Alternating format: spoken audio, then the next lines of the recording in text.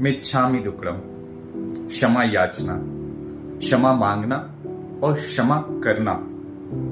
मैं आज ये क्यों कह रहा हूं दोस्तों, हमारे जैन समाज के अंदर एक नियम है, एक व्रत बनाया गया मिच्छामि दुक्कडम का, क्षमा करना, क्षमा मांगना।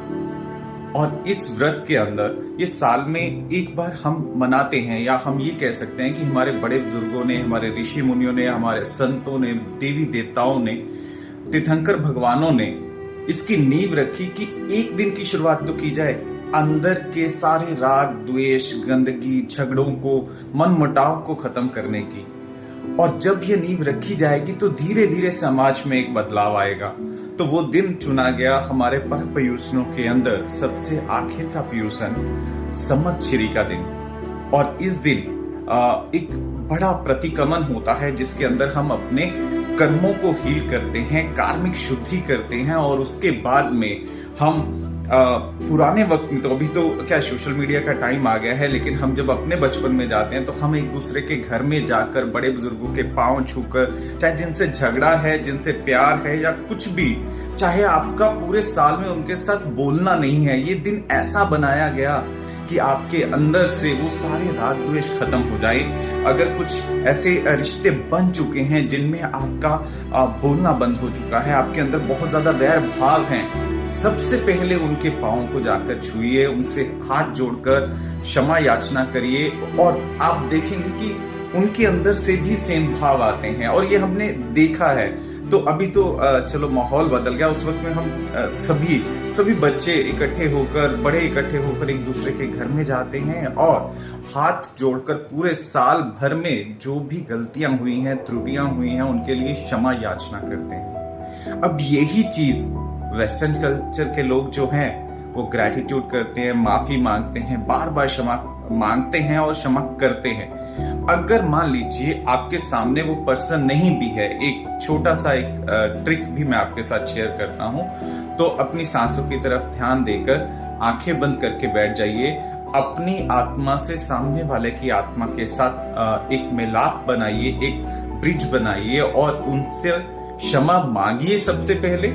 और फिर उन्हें जाने अनजाने में उन्होंने भी अगर आपके लिए कुछ किया है तो उन्हें क्षमा कर दीजिए। इससे क्या होगा, इससे वैज्ञानिक तरीके से या हमारे आज के भौतिक तरीके से सोचेंगे तो जब आप अंदर से खाली हो जाएंगे तो बहुत सारी बीमारियों के कारण खत्म हो जाएंगे। और आपके अंदर आप जो कहते हैं ना, हमें पीस नहीं मिलता, हमें खुशी नहीं मिलती, हमें सुकून नहीं मिलता, वो सब मिलना शुरू हो जाएगा। क्यों मिलना शुरू हो जाएगा? पहले आपने गंदगी में भर रखा है अंदर सब कुछ। जगह बनाएंगे तभी तो नई चीजें उसमें ऐड कर पाएंगे।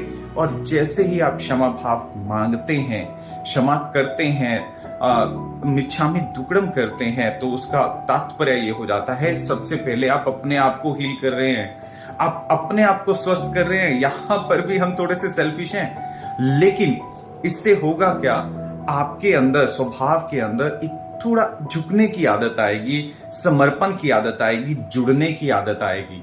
और ऐसा करने से समाज के अंदर एक अच्छे रिश्ते की नींव रखी जाएगी। समाज में हमारी बरादरियां, हमारा पूरा समाज, हमारे पूरे धर्म एक साथ जुड़कर रहने का प्रयास करेंगे। यही तो जैन समाज का नियम था कि हम अहिंसावादी हैं, हम साथ मिलकर रहना चाहते हैं। और सभी को संदेश भी हमारे सभी तीर्थंकर भगवानों ने यही दिया।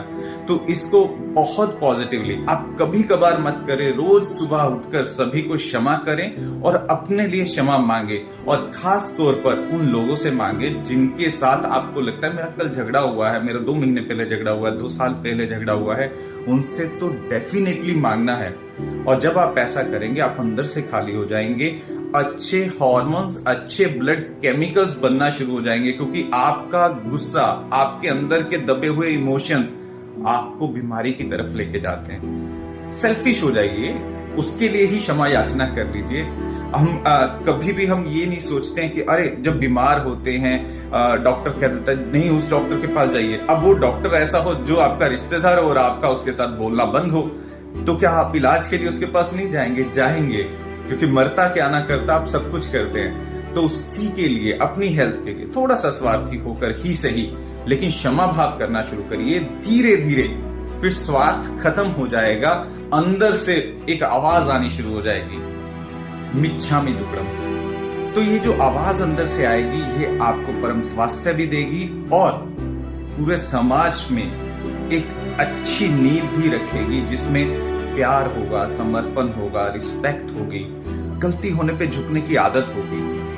और ऐसा करना बहुत जरूरी था। ये हमारे ऋषि मुनि, तीर्थंकर भगवान सब जानते थे। तो एक कदम मैं बढ़ता हूँ सभी से।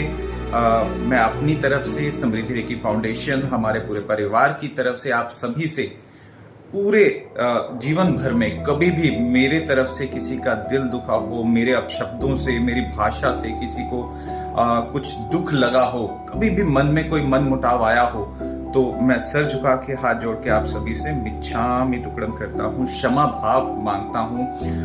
आप कृपया मुझे माफ करिए।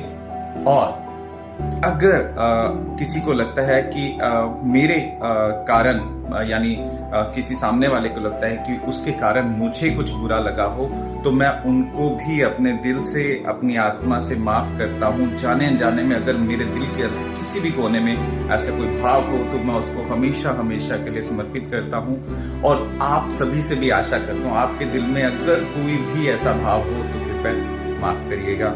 मिच्छामि दुक्कडम, मिच्छामि दुक्कडम, मिच्छामि।